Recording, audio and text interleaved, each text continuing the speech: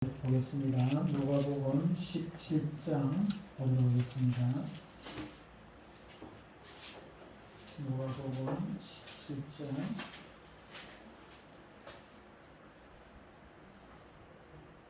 11절로 19절까지 하겠습니다.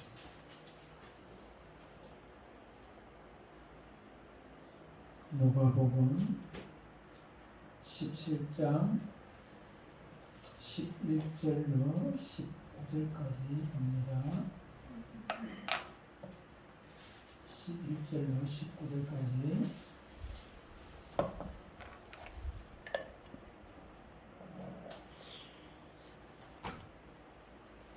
교독할까요? 교독하겠습니다. 11절로 19절까지 교독하겠습니다. 19절은 같이 봉독하게 되겠습니다. 제가 먼저 본문합니다. 예수께서 예루살렘으로 가실 때에 사마리아와 갈릴리 사이로 지나가시다가 마을에 들어가시니 나병 자의 명이 예수를 만난다.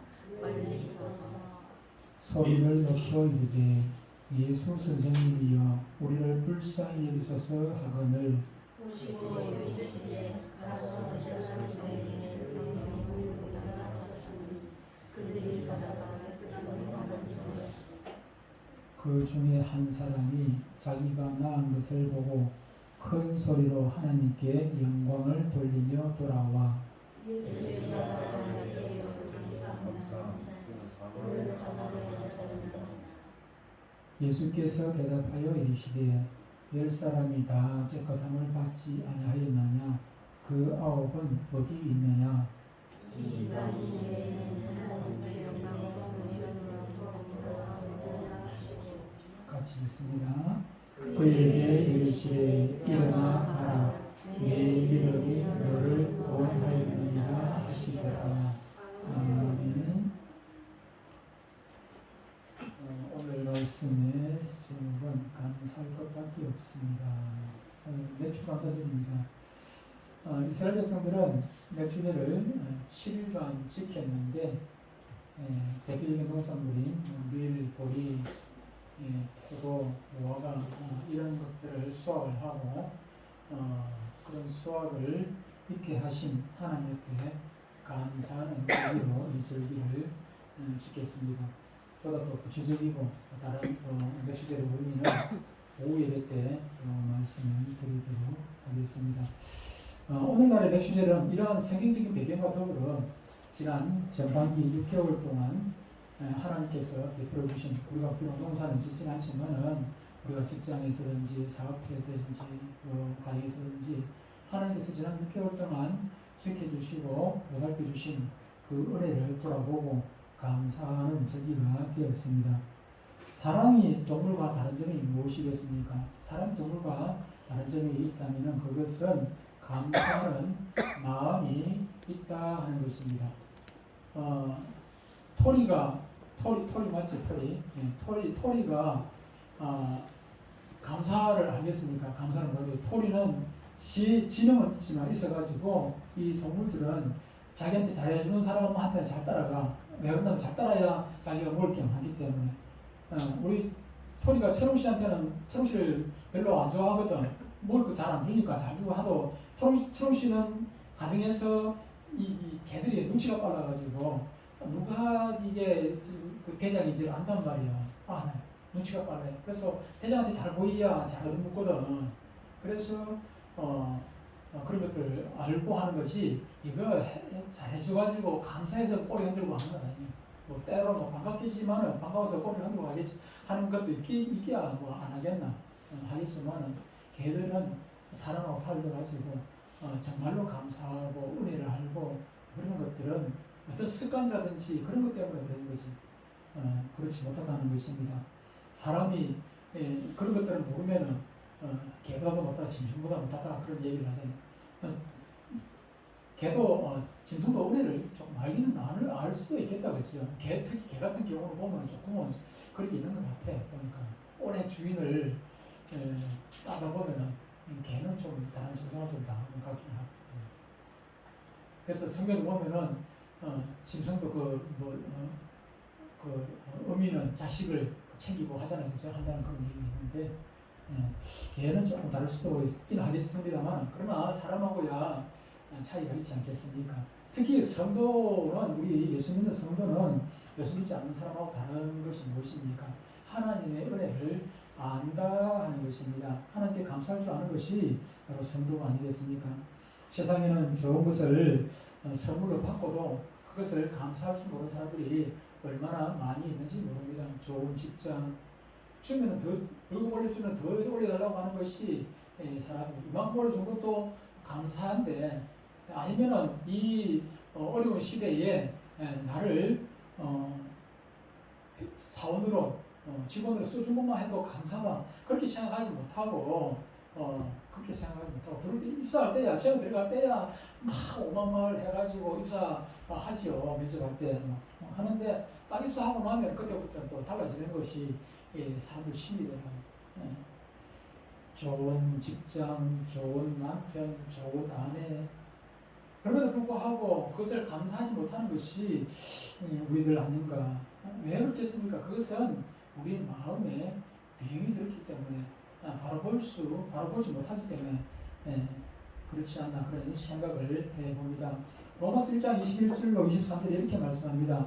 하나님을 알되 하나님을 영원하게도 아니하며 감사하지도 아니하고 오히려 그 생각이 허망하여지며 미련한 마음이 어두워졌나니 스스로 지혜 있다 하나 어리석게 되어 썩어지지 아니하는 하나님의 영광을 썩어질 사람과 새와 짐승과 기어다니는 동물 모양의 우상으로 바꿨느니라 그렇게 말씀을 합니다. 영혼이 병들면 하나님께 감사하지 않을 뿐 아니라 썩어질 것들을 하나님으로 그렇게 섬기게 된다 하는 것입니다. 교회 다니는 사람들이라면 웬만하면 다 알 수 있는 내용이 오늘 본문입니다. 한두 번 다 들어봤을 것만 그런 내용이지요. 오늘 본문은 예수님께서 예루살렘으로 가시는 길이었습니다. 사마리아와 갈릴리 지역 경계를 지나가시면서 한 마을에 들어갔습니다. 마을 위에 있었죠. 그런데 그때 나병 환자들이 쭉 멀리서 소리를 지릅니다. 예수 선생님이여 우리를 불쌍히 여기소서. 예수 선생님이여 우리를 불쌍히 여겨달라고 그렇게 소리를 지릅니다. 이때 우리 주님은 이상하리만큼 아무런 질문이나 설명을 하지 아니하시고 제사장들에게 가서 너희 몸을 보이라 이렇게 말씀을 하셨습니다. 그런데 놀라운 것은 그들이 주님의 말씀이 들리자마자 그대로 순종하여 제사장에게 보이러 그렇게 가더라 하는 것입니다. 그리고 가는 도중에 제사장에게 가기도 전에 가는 도중에 고침을 받게 됩니다. 그런데 그 10명이 다 고침을 받았는데 그 중에 9명은 제사장에게로 가고 단 한 명 지극히 멸시받는 사람 취급도 받지 못하는 사마리아인만이 자기의 회복된 몸을 보고서 하나님을 찬양하면서 예수님께로 돌아와 지체 없이 예수님의 발 아래 엎드려서 감사했더라 하는 얘기입니다. 이때 예수님은 감사가 없는 9명을 찾으시면서 감사한 이 사마리아인에게 일어나가라. 네 믿음이 너를 구원하였다. 구원을 선포하셨다 하는 그런 말씀입니다. 우리가 여기서 알 수 있는 것은 우리 역시 저주의 병에서 건짐을 받은 자들이라는 사실입니다. 나병 환자하고 비교할 수 없을 정도로 우리는 죄의 저주의 병에서 지옥으로 갈 수밖에 없는 그런 절망적인 상황에 있었죠.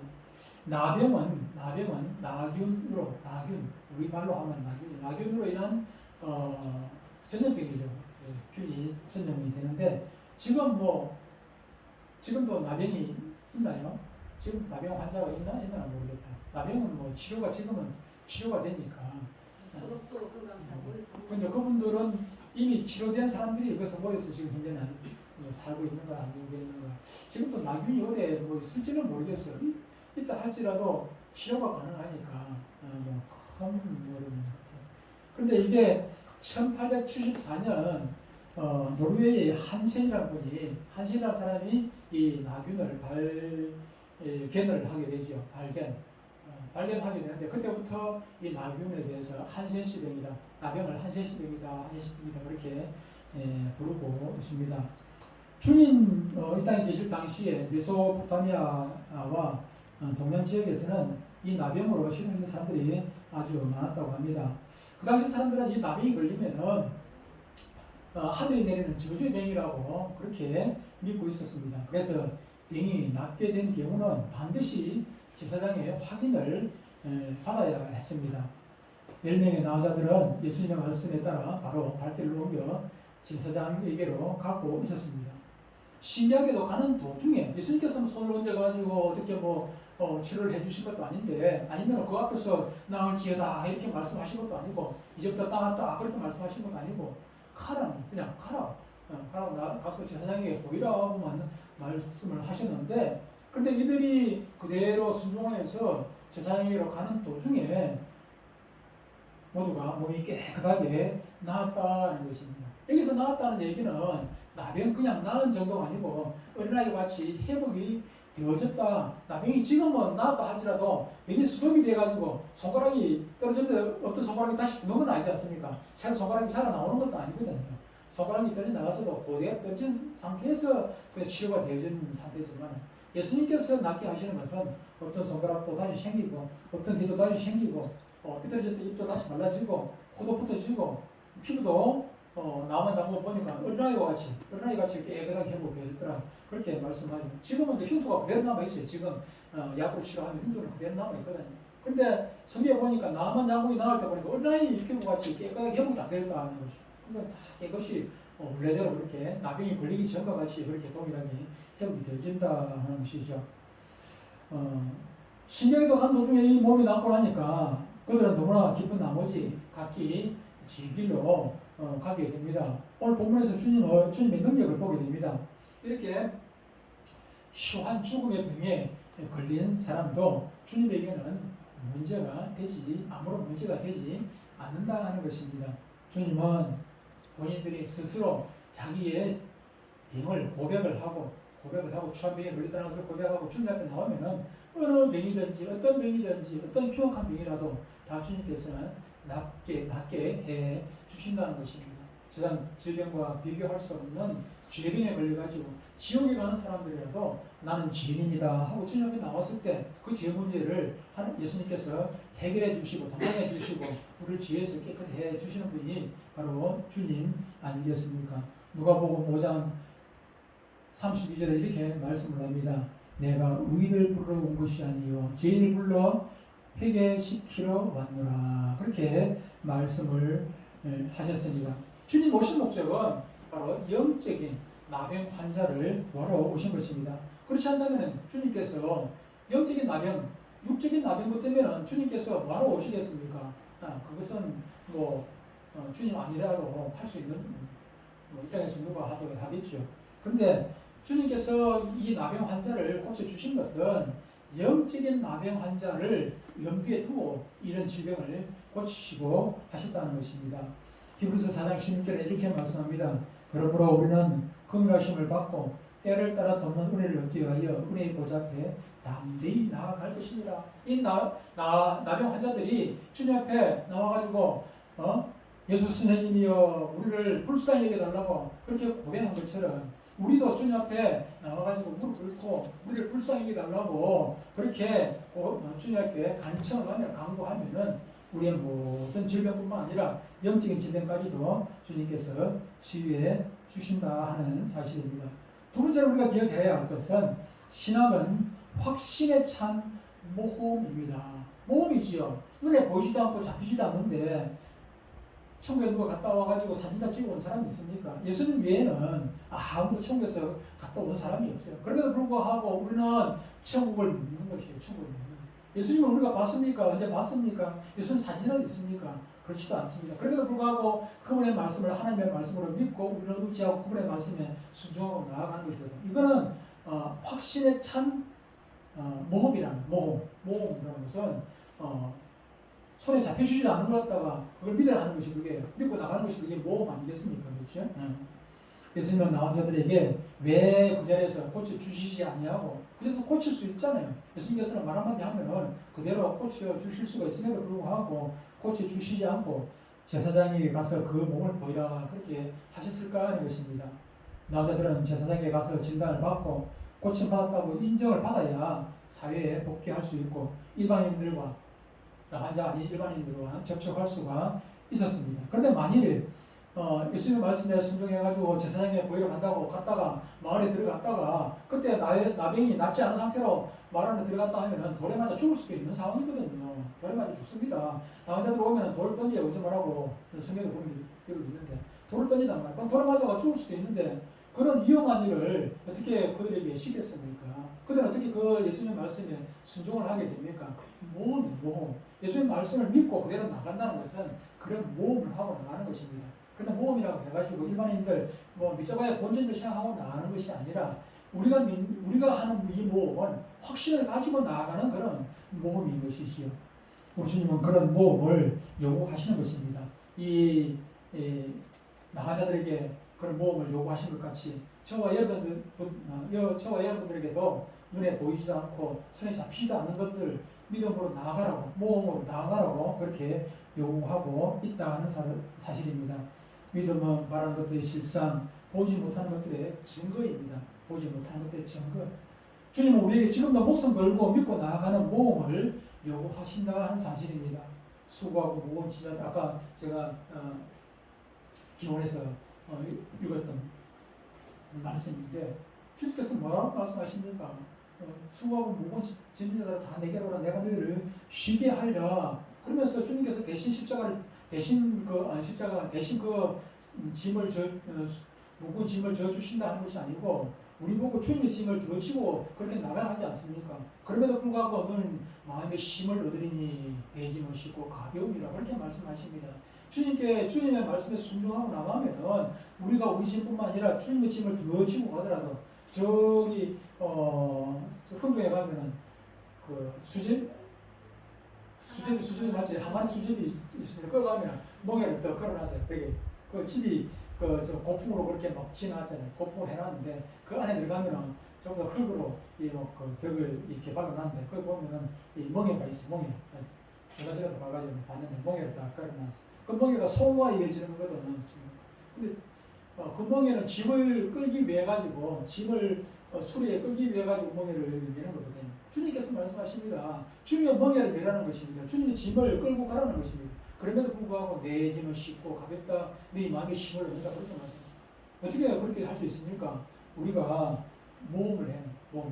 저와 여러분들이 이 땅에 살면서 지금 자식들 먹여 살리고 뭐하고 이런 짐도 있는데 거기다가 교회까지 나와가지고 교회까지 하면은 교회 짐을 한 개 더 지고 주님의 짐을 더 지고 가는 것이거든요. 더 짐을 지고 가는 거예요. 그럼에도 불구하고 우리는 감사하면서 그 짐을 지고 나가고 있는 것입니다. 전에 말씀드렸습니다. 예화 하나 말씀드렸던 예화인데 그 철도에 객차와 화물차를 연결을 하는 그런 분리하는 곳에서 일하는 한 사람이 있었습니다. 그 사람은 동료들하고도 사이가 참 좋았습니다. 좋아가지고 잘 지내고 있는데 이 사람의 단점이 무엇인가 하면 늘 부정적이라는 것입니다. 긍정적인 사람이 되어야 되는데 어떤 일에 있어서 늘 안 된다, 어렵다, 힘들다 늘 부정적인 말을 많이 그렇게 하는 사람. 부정적인 말을 하는 사람은 그대로 말이 씨가 돼가지고 그대로 되는. 우리가 잘 나이가 좀 드신 분들은 아는 가수 중에 배호, 차중락, 김정호 이런 가수들이 있어요. 그 사람들 단점이 무엇이냐 하면은 일찍 죽었다는 것입니다. 한 30점이에요. 40도 아니고 30점에 죽었어요. 송해 얼마나 긍정적입니까? 그죠? 송해 보면은 100살 다 될까지 살았는데 96. 그런데 송해의 특징이라는 것은 늘 긍정적이에요. 그 삶이 어려움이 왜 없겠습니까? 북한에서 내려와가지고 그도 슬픔도 있고 고통도 있고 다 있죠. 그럼에도 불구하고 그는 늘 긍정적인 그런 삶을 살았어요. 그런데 배호, 차용락, 김정호 이런 사람들은 노래 자체가 전부 다 슬픈 노래만 불러 하얀 나비 얼마나 마음이 외롭고 쓸쓸하고 그런지 몰라요. 김정호가 부르는 하얀 나비, 차용락이 부르는 덕수군 도다그 낙에 따라 가버린 사랑, 낙에 따라 가버린 사랑이라든지 이게 뭐 또 배우가 부른 노래, 배우고 돌아가는 삼각지, 돌아가는 삼각지. A 만나러 갔다가 좋아하는 사람 만나러 갔다가 없어가지고 돌아가는. 또뭐 배우 노래 전부 다 그래. 배우 노래가 뭐 희망적이고 긍정적인 노래가 하나도 없어요. 전부 다 보면은 쓸쓸한 노래고 위로운 노래고 부정적인 노래고 우물한 뭐 음침한 그런 노래들이. 배우랑 조금 전에 이야기한 뭐 차중락이라든지 김종원 노래라든지. 김종원 노래 얼마나 많이 불렀으면 저도 막 불렀는데 사람이 자꾸 부르다 보면은 우울해져요. 우울해지면 어떻게 됩니까? 뇌에서 좋은 그 호르몬이 안 나오고 긍정적인 노래 부르면은 그 무슨 호르몬입니까? 호르몬? 엔돌핀 나오는데 자꾸 부정적인 노래 부르고 부정적인 말을 하고 하면은 어떤 면도 자꾸 생기게 되는 것이죠. 생기게 되는 것입니다. 근데 이 조금 전에 얘기한 이 사람이 화물열차 개차하고 연결하고 뗐다 분리하고 하는 직업을 가진 이 사람이 그 부서에 하루는 이제 그 부서에 한 사람이 그 생일이 있었어요. 그래서 생일 축구한다고 그날은 모든 직원들이 1시간 일찍 퇴근을 하는 거예요. 1시간 일찍 퇴근하고. 그런데 이 사람만이 부정적인 이 사람만이 자기가 일이 남아가지고 같이 퇴근을 못하고 자기 혼자만 남아 조금 일을 더 하게 됐어요. 그래서 다른 사람 다 퇴근하고 자기 혼자 남아가지고 열차가 이제 단장 나가고 해야 돼, 두고 해야 되면 자기 일을 마쳐야 그 일을 하기 때문에 자기 일을 들고 나가지고 일을 하고 있었는데, 근데 실수로 냉동 차 안에 그냥 갇히게 되는 거죠. 요즘도 그 업소용 냉장고는 바깥에서는 물 열고 닫지만 안에서는 문을 열 수가 없어요. 옛날에 그래가지고 그 냉장고 그 쓰레기 버려놨는데 아이들 놀다가 냉장고를 같이 가 죽은 아이들도 있거든요. 죽은 아이들. 여름철에 냉장고 안에 그 냉장고 쓰레기 버려놨는데 건너서 놀다가 수박볶이 하다가 문 닫았거든. 냉장고 안에. 냉장고 문 닫아버렸다. 그게 뭐 얼마나 덥습니까? 조금 있으면 그냥 뭐 금방 죽어버리죠. 그냥 내가 깜깜한데. 문이 아무리 두드려도 문이 안 열리니까. 그런 아이들 막 죽은 경우도 있고. 그래서 이제 그때 그 이후부터 냉장고, 일반 냉장고는 자식수로 돼가지고 안에서도 밀번 열리도록 그렇게 만들어 놨습니다. 근데 업소용 냉장고 같은 경우는 안에서 지금도 여전히 안에서 열 수가 없어요. 이 냉동 열차도 마찬가지였습니다. 냉동 그 열차도 마찬가지로 안에서 열 수가 없는 그런 상황인데 이 사람이 안에서 들어가서 청소하고 뭐하고 하다가 그냥 막 갇힌 거죠. 아무리 그게 열려주지 않으니까 막 발로 차고 하다가 자기가 그냥 자포자기하고 나는 여기서 이제 죽겠다 생각한 것이죠. 그래서 낙담이 되어가지고 종이 한 장 들고 거기다가 자기 상황을 기록을 하게 됩니다. 너무 춥다. 몸이 마비된다. 빨리 나가지 않으면 이것이 내 인생의 마지막이 될 것이다. 이것을 기록해놓고 그는 그 자리에 쪼그려 입고 앉아 있었습니다. 그 이튿날 아침에 직원들이 와가지고 출근해가지고 문을 열고 보니까 그 동료가 죽고 있더라는 거예요. 근데 경찰서 조사를 해보니까 거기는 그 냉동차가 고장이 나가지고 이미 이건 냉동이 안 된 차라. 근데 자기는 이게 냉동이 되는 차라고 생각하고 착각을 하고 죽을 각오를 하고 그냥 죽는다 생각하고 있어요. 그냥 부정적인 생각을 하고 있는 것이죠. 실제로는 온도가 그렇게 내려가지 죽을 만큼 온도가 내려간 것이 아니라고 하죠. 자기 말대로 자기 생각대로 그렇게 믿은 대로 된 것입니다. 우리는 잘 믿어야 합니다.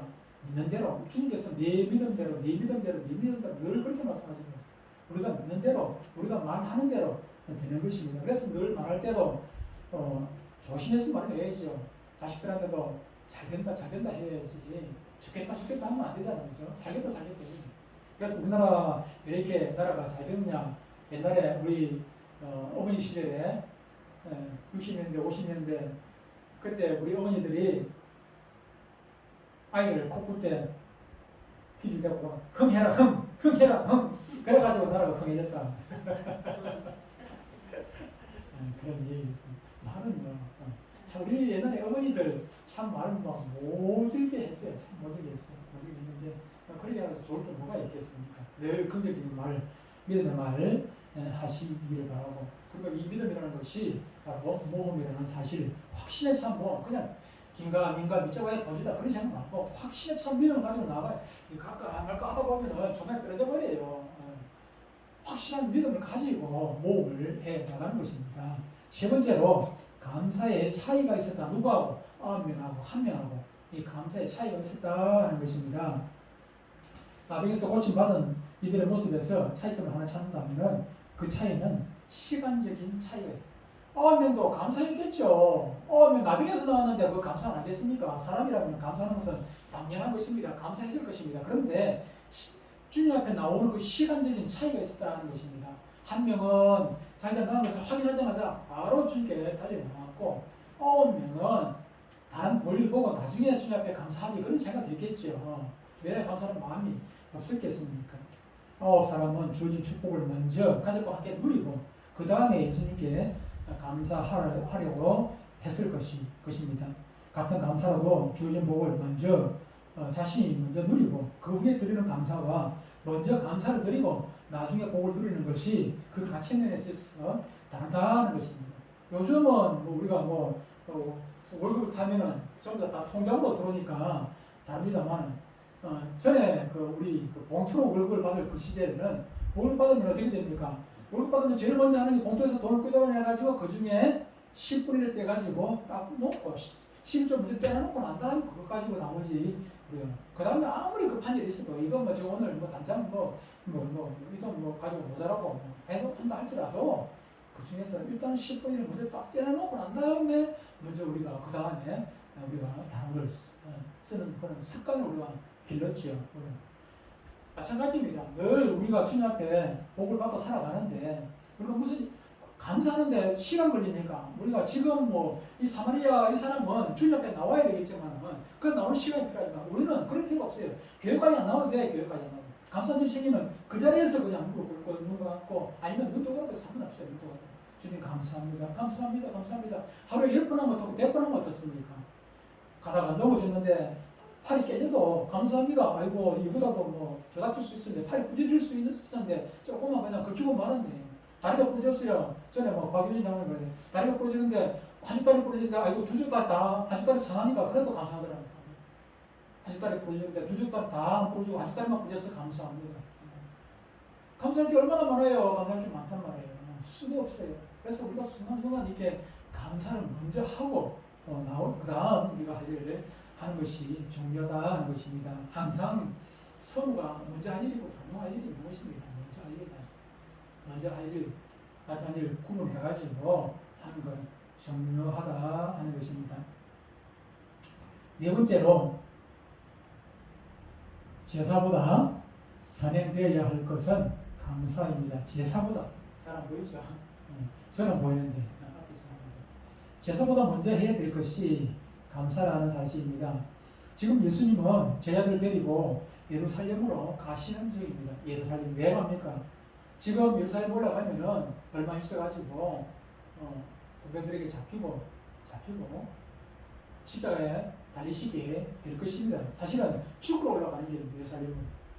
지금 예수님께 감사를 드리지 않냐고 기회를 놓치면 사실은 영원히 주님께 감사를 드릴 수 있는 기회를 놓치고 많은 시간이 됩니다. 그 한 명 사마리아는 주님께 감사를 드렸지만은 9명은 다시 주님을 만날 수 있는 길이 없어요. 그리고 예루살렘에 살면 괜찮은데 예루살렘으로 가는 길이잖아요. 지금 사마리아와 갈릴리 사이를 지나간다 했으니까 지금 요즘처럼 왔다 갔다 하는 그런 시대가 아니고 전화로 그냥 감사할 수 있는 시간도 아니지 않습니까? 그때 주님과 헤어지고 나면은 조금 있으면 주님 돌아가실 건데 언제 주님께 감사하겠습니까? 모르긴 해도 그 9명은 주님께 감사할 기회를 놓치고 만신이지요. 감사를 드리기 있어서 중요한 시간이요 기회였는데 그런데 9사람은 그 기회를 결국 놓치고 만 것입니다. 세상에는 기회라는 것이 있습니다. 기회는 늘 있는 것이 아닌 것입니다. 감사에도 기회가 있습니다. 사람들은 하나님의 복이 주어지면 먼저 그것을 누리고 감사는 나중에 미루는 그런 습성이 있습니다. 그러나 감사는 은혜 받은 즉시 해야 되는 것이 그래야 감사를 받는 사람도 그것이 제대로 받는 것이지. 나중에 한참 있다가 다 볼일 다 보고 난 다음에 생각날 때 그때 작년에 그때 참 나한테 해줬는데 참 그때 고마웠습니다. 그거 하고 즉시 바로 그 자리에서 요즘 카톡을 해도 되고 전화를 해도 되고 얼마든지 즉시 감사할 수 있는데 머리 떨릴 수가 얼마든지 감사하잖아요. 감사한 마음을 전할 수 있는데 오래 그것이 아니라 바로 즉시 바로 감사하는 것이 좋은 것입니다. 감사를 누르다 보면은 점점 감사의 마음이 캐시게 되어 나중에는 그냥 그 인사치레가 되고 마는 것이죠. 그러다가 그냥 감사를 잊어버리고 넘어가고 마는 것입니다. 그 마음의 욕심과 사탄의 생각이 채워질 수도 있는 것이죠.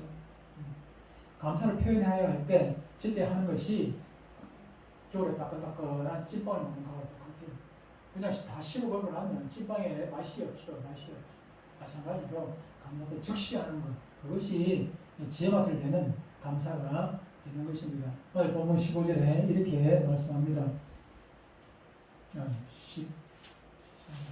15절에 그 중에 한 사람이 자기가 낳은 것을 보고 큰 소리로 하나님께 영광을 돌리며 돌아왔다 그랬습니다. 10명의 낳은 자가 제사를 드리기 위해 가다가 그중 9사람들은 제사장으로 갔으나 한 사람 사마리아 사람은 제사장에 가서 몸을 보이기 전에 또 여호와 전에 제단에 제사를 드리기 전에 예수님께 달려와서 하나님께 큰 소리로 영광을 돌리며 감사를 드리게 됩니다. 예수님은 그 사마리아 사람을 보고 왜 내가 제사장에 가서 보이라 했는데 제사장에 가지 않냐고 나한테 돌아왔느냐 그렇게 책망하지 않았습니다. 오히려 제사장을 향해 달려간 그 9명을 향하여 왜 감사하러 오지 않았느냐고 오히려 섭섭해하시는 그런 모습을 보게 됩니다. 감사가 그렇습니다. 감사가 선행되지 않은 여러분들이 예배자리에 나와 앉아 있지만은 감사는 마음 없이 이 자리에 앉아 있는 것은 그것은 옳은 예배가 아니고 하나님께서 받으시는 예배가 아니라는 것입니다. 이 자리에 나와 있는 것은 그동안 지난 일주일 동안 지난 6개월 동안 하나님께서 나에게 베푸신 그 은혜를 감사하는 마음을 가지고 이 자리에 있을 때 이 예배가 진정한 하나님 받으시는 그런 예배가 되는 것이지 그냥 뭐 출석부에 그냥 이름 그 하나 올리기 위해 가지고 나와 앉아 있는 것은 그런 것은 아무런 예배에 의미가 없는 것이고 하나님께서 받으시는 예배가 아니라는 것입니다. 시편 50편 23절에 감사로 제사를 드리는 자가 나를 영화롭게 하니 감사로 예배를 드리는 자가 하나님을 영화롭게 한다. 그의 행위를 옳게 하는 자에게 내가 하나님의 구원을 보이리라. 그의 행위를 옳게, 그의 행위 옳게 한다는 것은 무엇입니까? 뭐 바깥 나가서 제한적으로 산다는 그런 얘기가 아닙니다. 예배 행위를 얘기하는 것입니다. 예배 행위. 하나님은 가인의 제사는 받지 아니하시고 아벨의 제사를 받으셨습니다. 가인은 죄인이고 아벨은 죄인 아닙니까? 똑같은 죄인입니다. 그런데도 불구하고 가인의 제사는 안 받으시고 아벨의 제사는 하나님께서 받으셨다는 사실입니다. 그 차이가 무엇일까요?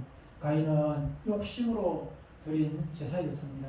복을 받기 위한 조건적인 제사였지만 아벨의 제사는 하나님 앞에 감사, 그 베풀으신 은혜를 감사하는 그 마음이 정성이 그 가운데 있었다 하는 것입니다. 감사의 감격으로 드림으로 하나님의 마음을 감동했던 것입니다. 그런 제사를 우리 하나님께서 왜 안 받으시겠느냐 하는 것입니다. 감사가 충만한 성도의 예배는 기다림이 있습니다. 기다림이 있죠.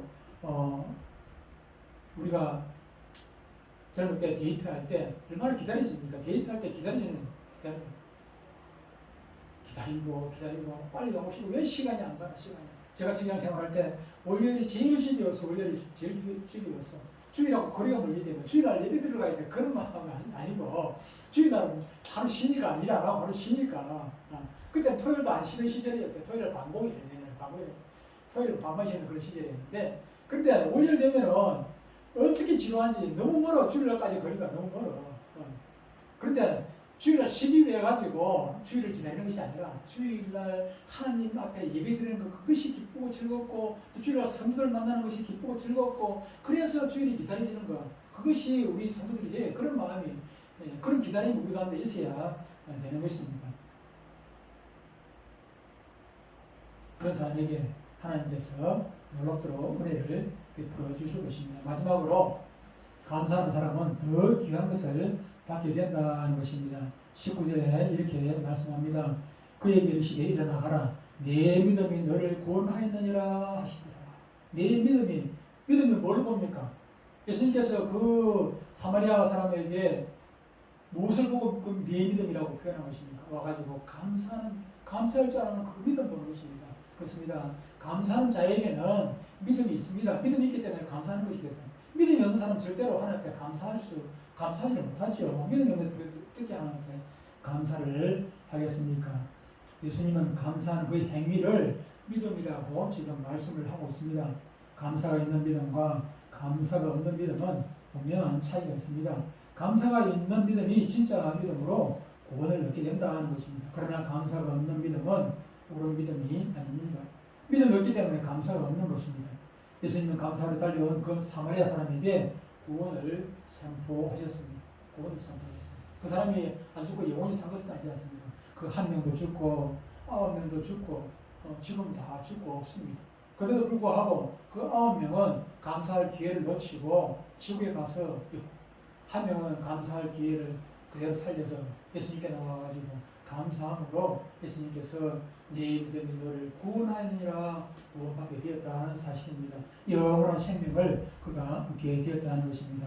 그렇습니다. 우리는 감사할 것밖에 없는 것입니다. 그렇게 보면요, 여러분도 다 마찬가지 아니겠습니까? 50도 100입니다. 저는 돌아보면요, 제가 지금 조그마한 교회 목사지만 제가 돌이켜 보면 제 과거를 생각해 보면 저는 얼마나 하나님께 감사할지 몰라요. 감사할 게 한두 가지가 아니라 책으로 써도 그냥 이런 책 수십 권 쓸 수 있겠죠. 감사할 거 다 써보면 수십 권 수백 권 써도 하늘을 두루마지 않고 바다를 먹물 삼아도 그 하나님의 은혜를 다 기록할 수가 없다고 찬양가 얘기합니다만 그것이 저만의 아니면 찬송가 기장한 그런 감사가 있는 것입니까? 우리 모두가 똑같이 그런 감사가 있습니다.